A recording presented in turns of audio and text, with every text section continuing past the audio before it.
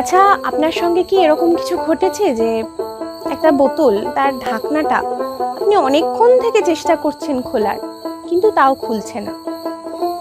আপনার আঙুল ব্যথা করছে, হাতে আপনার জ্বালা করছে, আপনি তাও ওটাকে খুলতে পারছেন না। আপনি লক্ষবার চেষ্টা করলেন, তাও খুললো না। আপনি বিরক্ত হয়ে গিয়ে সামনের মানুষটাকে দিয়ে বললেন যে, দেখো তো এটা খুলে দিতে পারো কিনা, আমি তো অনেকবার চেষ্টা করলাম, খুললো না। হয় না আপনার সঙ্গে এরকম? আর তখন কি হয় বলুন তো? ওই সামনের মানুষটা একবারেই কিরকম পট করে ঢাকনাটা খুলে ফেললো, ফেলে আপনার হাতে ধরিয়ে দিয়ে বলল যে, দেখো আমি কিন্তু পেরে গেলাম, তুমি পারলেই না।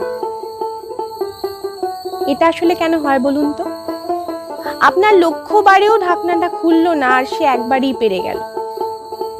কারণ আপনি যে ওই লক্ষ্যবার চেষ্টাটা করেছিলেন ঢাকনাটা খোলার, তার ফলে সামনের মানুষটির কাছে কাজটি খুব ইজি হয়ে গেছে।